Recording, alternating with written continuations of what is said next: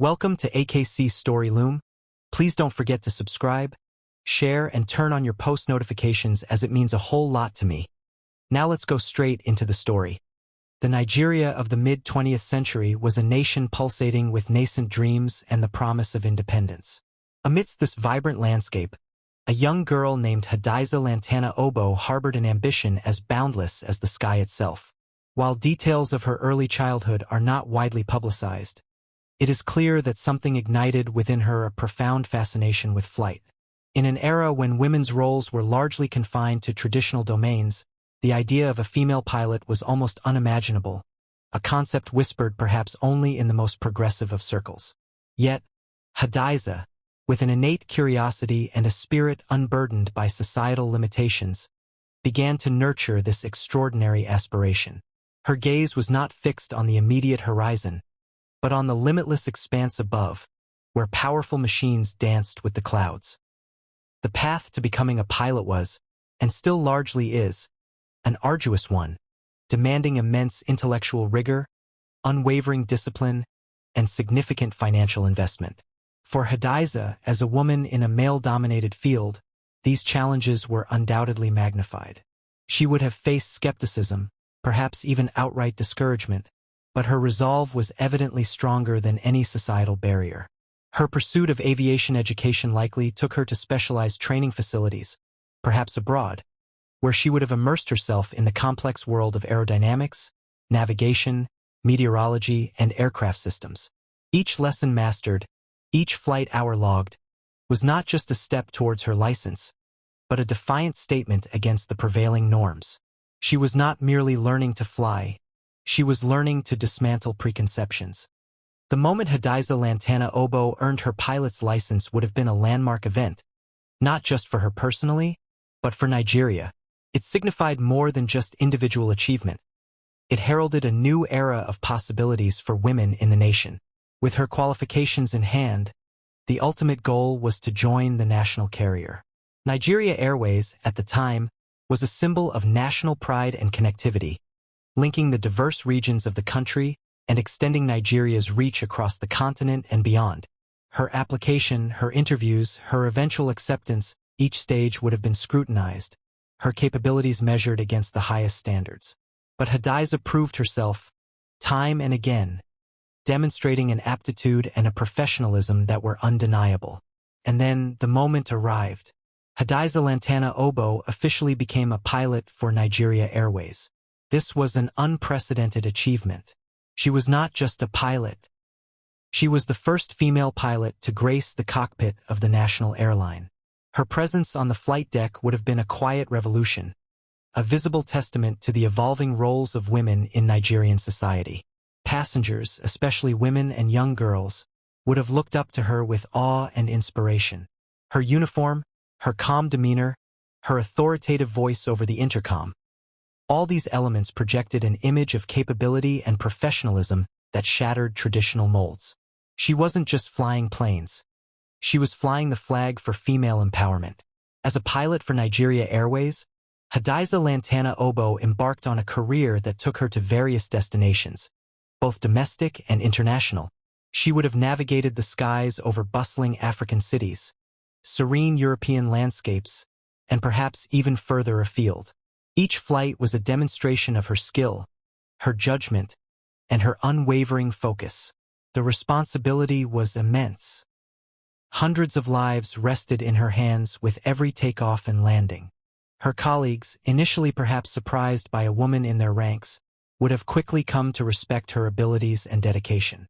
She was an integral part of the Nigeria Airways family, contributing to the airline's operations and its reputation. Her life revolved around flight plans, pre-flight checks, and the rhythmic roar of jet engines. A life lived amongst the clouds. Beyond her professional duties, Hadiza Lantana Oboh became an unintentional, yet powerful, icon. Her very existence as a female pilot served as a profound source of inspiration. In schools, in homes, in communities across Nigeria, her story would have been whispered, discussed, and celebrated. She demonstrated that gender was not a barrier to pursuing one's dreams, no matter how unconventional. For young Nigerian girls who might have only seen men in positions of power and authority, Hadiza offered a tangible example of what was possible. She symbolized breaking free from limitations, embracing ambition, and reaching for the extraordinary. Her legacy, even while she was alive and actively flying, was already taking shape. While her professional life was lived in the public eye, soaring across continents, Hadiza's personal life on the ground was, like many, largely private. She owned a home, likely in Lagos, a bustling metropolis where many Nigeria Airways personnel resided. Like many professionals, she would have employed domestic staff to assist with the running of her household. This was a common practice in Nigeria, providing employment for many and convenience for those with demanding careers. Trust was an essential element in such arrangements, as these individuals were given access to one's personal space and belongings. Hadiza, in all likelihood, placed her trust in the people she hired, believing her home to be a sanctuary after long flights. The year 1998 dawned like any other, but for Hadiza Lantana Oboh, it would tragically mark the end of her pioneering journey. The details leading up to her death remain shrouded in the specifics of a police investigation, but the core events paint a grim picture. It is understood that she was in her home when the unthinkable happened. The motive, as later determined by investigators, appeared to be robbery. This suggests a premeditated act, or at least an opportunistic one, fueled by greed. The sanctity of her home, the place where she should have felt most secure, was brutally violated. The sequence of events that unfolded within Hadiza's home that day was horrific. It is believed that members of her domestic staff, individuals she had perhaps grown to trust, were involved in her murder. The attack was likely swift and violent, designed to incapacitate her and facilitate the theft of her valuables. Following the act, a desperate attempt was made to conceal the crime. Hadiza's body was hidden, not just somewhere within the house, but in a place designed for complete concealment and degradation: a septic tank.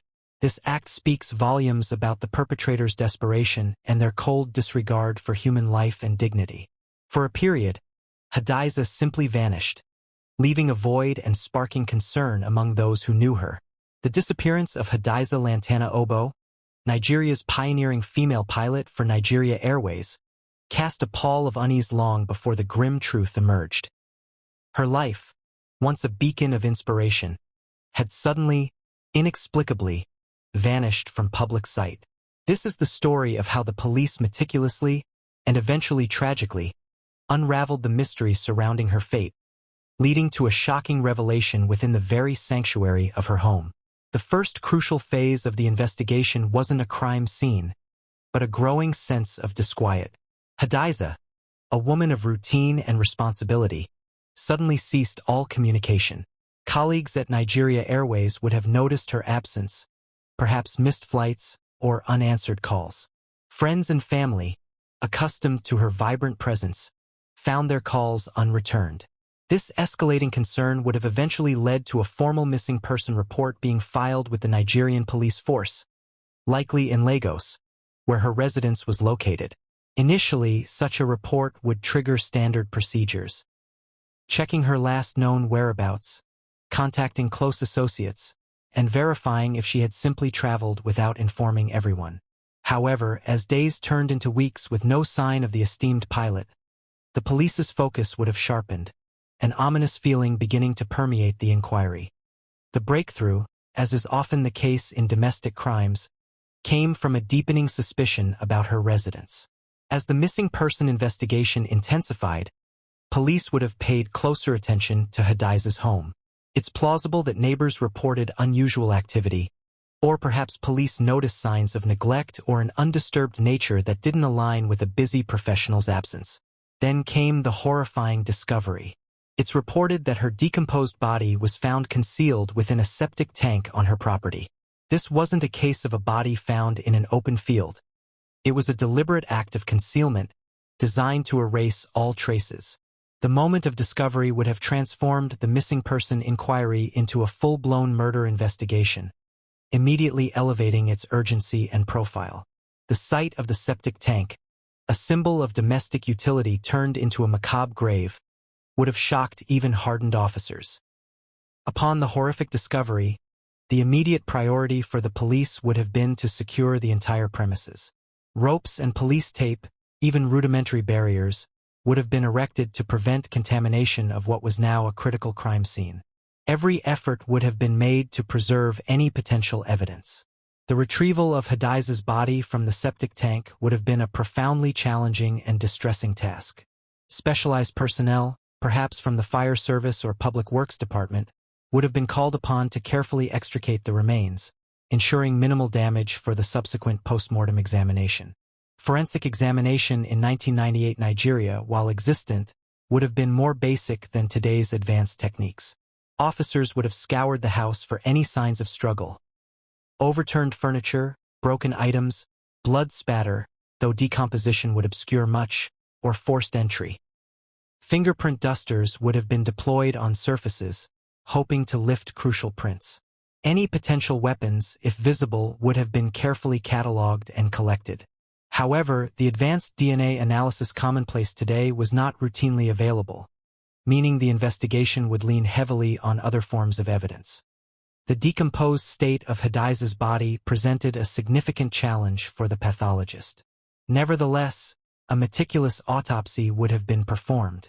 Even with decomposition, a skilled pathologist can often determine the cause of death by examining skeletal injuries, signs of strangulation, if bone or cartilage is preserved, or evidence of blunt force trauma. The state of decomposition itself would provide crucial information, helping to establish an estimated time of death, narrowing down the window when the crime occurred. This medical evidence would be pivotal in understanding how Hadiza met her end. Given the location of the body within her own home and in a place requiring intimate knowledge of the property, the investigation's focus would have immediately narrowed to individuals with direct access to Hadiza and her residence. This unequivocally pointed towards her domestic staff. It's a sad but common pattern in such cases. Suspicion often falls upon those closest to the victim, those entrusted with access to their private life. Detectives would have begun interviewing every member of her household staff: the gardener, the security guard, the house helps, and any drivers. Each person's movements, relationships with Hadiza, and alibis would have been meticulously scrutinized. The reported turning point in the investigation was the arrest of Hadiza's gardener for attempting to sell her belongings. This was the vital piece of the puzzle. An individual attempting to dispose of a deceased person's property, particularly soon after their disappearance, immediately becomes a prime suspect. This act provided a direct, tangible link between the gardener, the missing pilot, and the strong probability of foul play. It suggested a motive: robbery. Upon his arrest, the gardener would have undergone intensive interrogation. While the specifics of these interviews are not publicly detailed, it's highly probable that under questioning, he confessed to his involvement and, critically, implicated other members of the domestic staff who were part of the conspiracy. This confession, likely detailing the sequence of events and the roles played by each individual, would have been a cornerstone of the prosecution's case. Based on the gardener's confession and other corroborating evidence, the other implicated members of Hadiza's domestic staff would have been rounded up and arrested. Search warrants would have been swiftly obtained and executed at their residences or any other locations they were known to frequent, in an effort to recover more of Hadiza's stolen property or any other incriminating evidence. Investigators would also have diligently sought out external witnesses, neighbors who might have seen suspicious individuals around Hadiza's house, or noticed unusual comings and goings. Records of phone calls, financial transactions, or any other digital footprints, though less prevalent in 1998, would have been examined for clues. Despite the eventual arrests and the apparent unraveling of the conspiracy, the investigation faced significant challenges. Forensic limitations of the time meant reliance on more traditional detective work. Furthermore, the report notes a frustrating aspect of the judicial process. Several accused staff members were reportedly released on bail and subsequently disappeared, having provided false addresses. This highlights systemic weaknesses prevalent in the criminal justice system of that era, where bail conditions might not have been stringent enough, or tracking mechanisms insufficient to ensure suspects returned for trial. This unfortunate turn meant that while the crime was solved, Full justice for Hadiza and her family might have been hampered by these disappearances. The investigation into Hadiza Lantana Oboh's murder was a tragic testament to the betrayal of trust. It showcased the meticulous, if sometimes resource-limited, work of the Nigerian police force in solving a high-profile case. Ultimately, it exposed the brutal truth of how Nigeria's beloved trailblazer met her end, a story that continues to serve as a stark reminder of vulnerability, even for those who once soared above all. The discovery of Hadiza's body in such a gruesome manner, and the subsequent police investigation, quickly pointed towards the involvement of her domestic staff. The betrayal was profound. Individuals employed to serve and assist had instead turned on their employer with fatal consequences. The arrests of the suspects followed, and the legal process began to unfold. While specific details of the trial and convictions might not be widely documented in public archives readily available, the focus of the justice system would have been to unravel the conspiracy, identify all those responsible, and hold them accountable for their heinous crime. The nation watched, horrified by the brutality of the act and the chilling reality of trust so tragically broken. The news of Hadiza Lantana Oboh's murder resonated deeply across Nigeria. It was not just the death of an individual. It was the violent end of a national hero, a symbol of progress and female empowerment. The public outcry was significant, fueled by grief, anger, and a sense of collective loss. Her story became a somber topic of discussion, prompting conversations about personal security, the risks of trusting domestic staff, and the dark underbelly of human greed. Her death served as a stark reminder that even those who soar highest can be vulnerable to the most earthly evils.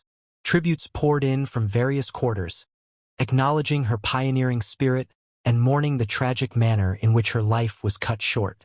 Even decades after her death, Hadiza Lantana Oboh remains an indelible part of Nigeria's history. She is forever remembered as the first female pilot for Nigeria Airways, a title that speaks volumes about her courage, determination, and groundbreaking achievements. Her story continues to be a source of inspiration for women aspiring to careers in aviation and other traditionally male-dominated fields. However, her legacy is also intertwined with the tragic circumstances of her passing. Her murder serves as a chilling cautionary tale, a stark reminder of the importance of vigilance and the devastating consequences that can arise from misplaced trust. Hadiza Lantana Oboh soared to incredible heights, only to have her life cruelly grounded by an act of unimaginable betrayal, leaving behind a legacy of both triumph and profound sorrow. We've come to the end of the story. Please don't forget to subscribe, share, and comment. Thank you and God bless you.